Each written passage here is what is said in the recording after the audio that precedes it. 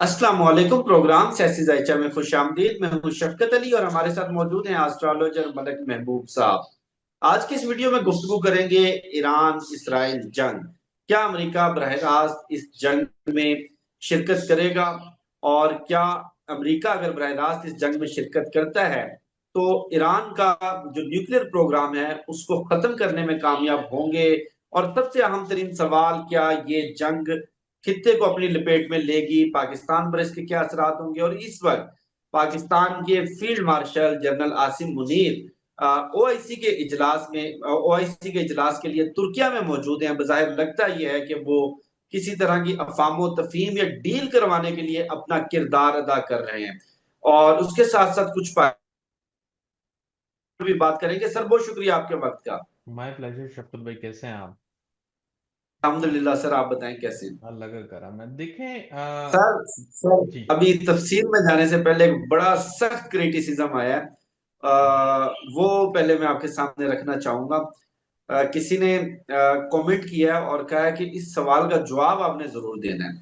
सवाल उनका यह है कि आपने बताया कि खान साहब की जिंदगी में जो वजीर आजम बनने के वक्त उनके सितारों में जो अरूज था, किसी भी इंसान की जिंदगी में वो अरूज कम से कम 120 साल के बाद आता है। तो आसिफ अली जरदारी और नवाज शरीफ की जिंदगियों में तो दो दो तीन तीन मरतबा आ गया है। खान साहब के साथ डिस्क्रिमिनेशन क्यों? एक बात होती है, आधी अधूरी बात और आधी अधूरी इंफॉर्मेशन नुकसान देती है। मैंने ये नहीं कहा था कि खान साहब वापस वजीर आजम नहीं बनेंगे।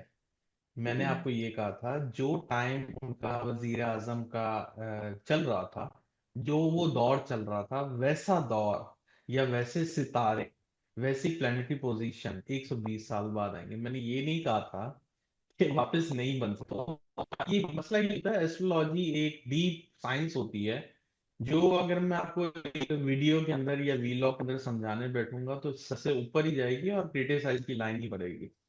इसका मतलब ये नहीं है कि खान साहब के सितारे ऐसे नहीं बनेंगे, लेकिन जो पोजीशन होती है, जो दशा होती है, अगर आप गूगल करेंगे आपको खुद भी पता चल जाएगा कि सेम दशा रिपीट होती है 120 साल। लेकिन खान साहब के पास एक दशा नहीं है, उनके पास मल्टीपल दशा है।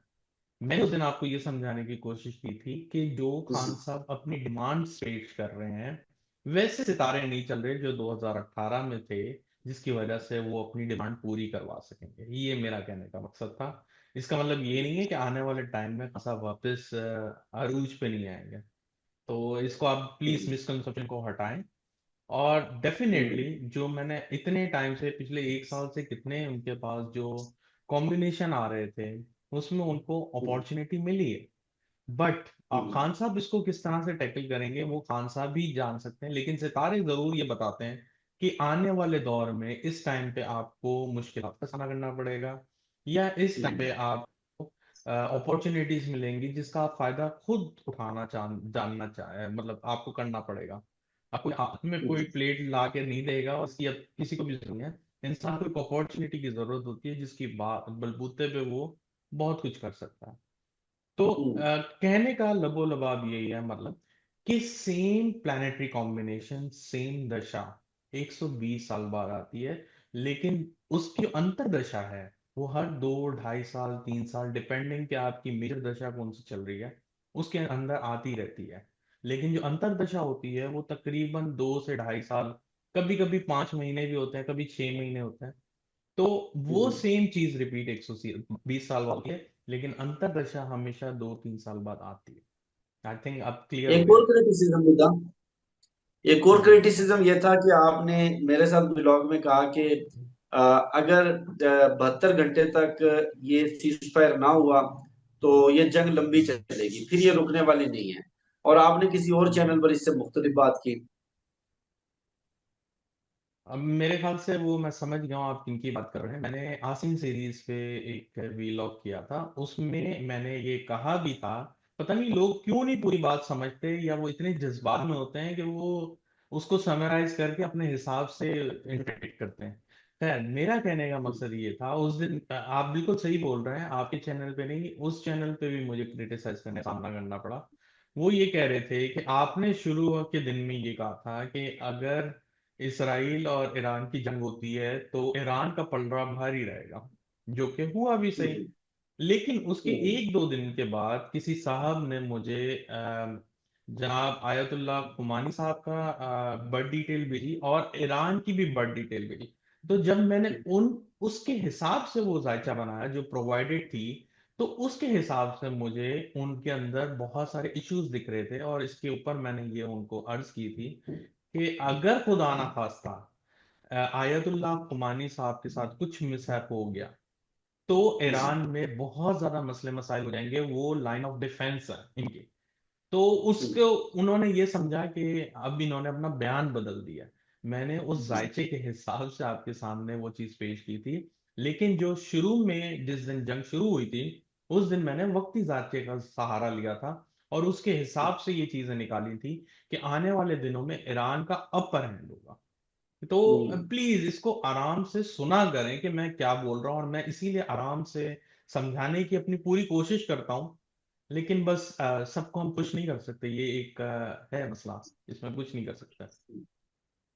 एक क्रिटिसिज्म उसका जवाब मैं देना चाहूंगा कि अक्सर लोग कहते हैं कि आपके व्लॉग्स के अंदर एस्ट्रोलॉजी कम होती है, हालात हाजरा ज्यादा होते हैं, हालात हाजरा का तज्जिया करते हैं। तो उन लोगों से मैं ये कहना चाहूंगा कि अगर आपको ये हालात हाजरा पर तज्जिया लगता है तो इसके तज्जिए के तौर पर सुन लिया करें, इसको करंट अफेयर के तौर पर सुन लिया करें। अगर तज्जिया हमारा गलत हो या करंट अफेयर से रेलिवेंट अगर कोई चीज मिसकोट कर रहे हो तो वहां पर आप हमारी गिरफ्त कर सकते हैं, वहां पर आप क्रिटिसाइज कर सकते हैं। बहरहाल सर, अभी लेटेस्ट क्या सूरत हाल है, जायचा क्या बता रहा है ईरान इसराइल जंग? अच्छा, अभी मैं फिर आपको पहले स्टार्ट करने से पहले क्लैरिफिकेशन दे देता हूँ। मैं अभी जो वक्ती जायचे पे स्टार्ट किया था उसी को कंटिन्यू करूंगा, कंफ्यूज नहीं होइएगा। मैं जो प्रोवाइडेड बर्थ डिटेल थी उसके ऊपर काम नहीं कर रहा हूँ, क्योंकि मुझे ज्यादा लगता है, जो ज्यादा भरोसा है वो ये है कि वक्ती जायचा फिर भी रेगुलर बर्थ चार्ट जो 1939 के हैं, 1989 से उससे बेहतर काम करता, वो मुझे दिख रहा है। तो वक्ती जायचे के हिसाब से 24 जून से लेके पूरा एक हफ्ता अगले मंगल तक बहुत ही क्रिटिकल सिचुएशन होंगी। और मैंने जैसे आपको उस टाइम पे भी बोला था, जैसे मैंने वक्ती जायजा देखा था कि इसमें बड़े ममालिक की शमूलियत दिखती है। अब तो ये बिल्कुल क्लियर हो गया है कि बड़े ममालिक इन जंग के पीछे हैं, चाहे वो इसराइल की तरफ हो। देखें सर, आपको एक नॉर्मल सी बात बताता हूँ।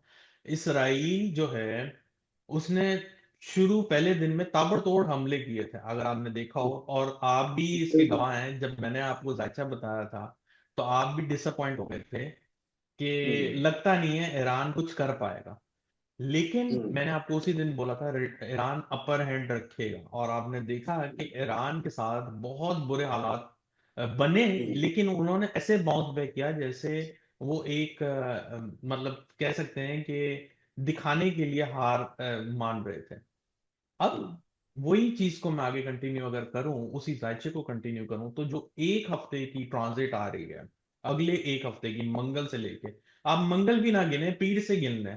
क्योंकि हमारे यहाँ और आपके पाकिस्तान और अमेरिका में टाइम डिफरेंस की वजह से पीर से ही गिन लें। अगर पीर से लेके अगले पीर या मंगल तक हालात आपको बहुत एक्सट्रीम लेवल पे जाते हुए दिखेंगे।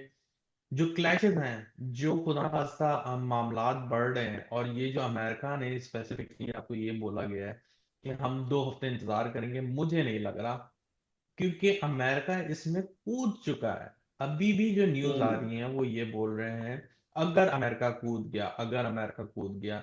मेरे हिसाब से जो एस्ट्रोलॉजिकली बेस्ड रीडिंग है उसके हिसाब से अमेरिका कूद चुका है। उसने अपनी ऑफिशियल स्टेटमेंट देनी है कि हाँ हमने अटैक किया, लेकिन मेरे हिसाब से अमेरिका ऑलरेडी इसमें कूदा हुआ है।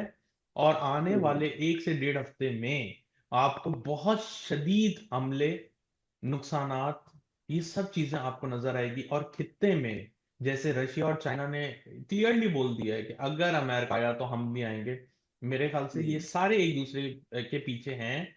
और आने वाले दिनों में आपको ये नजर आएंगे कि हाँ। अच्छा, एक आपको छोटी सी एग्जांपल देता हूँ एस्ट्रोलॉजी से हट के। आपने एक चीज नोटिस किया है, ईरान के शुरू के हमले और अभी के हमलों में फर्क कितना आ गया है? उधर के जो सिस्टम है, डिफेंस सिस्टम, वो कॉम्प्रोमाइज हो गए। तो इससे तो आपको हम्म। महसूस हो रहा है ना कि ईरान के साथ भी कोई है जो उनको हम्म। सपोर्ट कर रहा है, जो उनकी बिल्कुल। Technology wise no doubt Iran के पास होगी, लेकिन जो लेटेस्ट टेक्नोलॉजी को बीट कर रहा है, तो इसका मतलब हम्म। उनके पीछे कौन है, आपको भी पता है, मुझे भी पता हम्म। है। तो मैं हम्म। आपको साफ बता चुका था, रशिया, चाइना और तुर्किया, ये आपको स्टैंड लेते हुए नजर आएंगे, और ये अभी आना शुरू हो गया है। अभी जो ये हम्म। कह रहे हैं कि ईरान बराह रास्ता लगा हुआ है इसराइल से, मैंने आपको पहले भी कहा था, इसराइल और ईरान एक रिंग के अंदर एज अ रेसलर हम्म। लड़ रहे हैं, लेकिन बैक पीछे कौन कर रहा है, वो बड़े ममालिक हैं। और अभी आपको बहुत क्लियरली नजर आएगा कि जो एक हफ्ते में मामलात बनेंगे, और कोई हम्म। बड़ी बात नहीं है, बड़े बड़े हमले, और जो जैसे मैंने कहा था, ये तो अभी तवील जंग जारी रहेगी, वो वक्ती जायचे में था, और मुझे लगता है आने वाले दिनों में ये वाकई ही तवील जंग है। इसमें बड़े ममालिक के अलावा दुनिया के, जो पूरी दुनिया है, वो डिस्टर्ब होती हुई दिखेगी, एक फाइनेंशियल क्रंच का माहौल, और ये हम्म। जो कमोडिटीज के प्राइस हैं, इसमें स्पेकुलेशन, और बहुत ज्यादा अपसाइड डाउन्स आपको देखने को मिलेंगे। बहुत शुक्रिया मलक महबूब साहब आपके कीमती वक्त का। मुझे शफकत अली को, मलक महबूब साहब को दीजिए इजाजत। वीडियो के हवाले से फीडबैक जरूर दीजिएगा, और हालिया ईरान इसराइल जंग के हवाले से अगर आपका भी कोई सवाल हो तो कमेंट सेक्शन में आप वो सवाल पूछ सकते हैं। और उसके साथ साथ अगर इंडिया पाकिस्तान पानी के मामले पर अगर आपका कोई सवाल हो तो उस हवाले से भी पूछ सकते हैं। अभी फिलहाल चूंकि हैपनिंग्स इतनी ज्यादा चल रही हैं कि पर्सनल क्वेश्चन जो सिलसिला हमने शुरू किया था वो फिलहाल हम टेकअप नहीं कर सकते। इंशाल्लाह बहुत जल्द जैसे ही हालात नॉर्मलाइज होंगे दोबारा से आप लोगों के पर्सनल सवालात भी टेकअप किए जाएंगे। अपना बहुत ख्याल रखिएगा। आपसे होगी फिर नेक्स्ट वीडियो मुलाकात। अल्लाह हाफिज।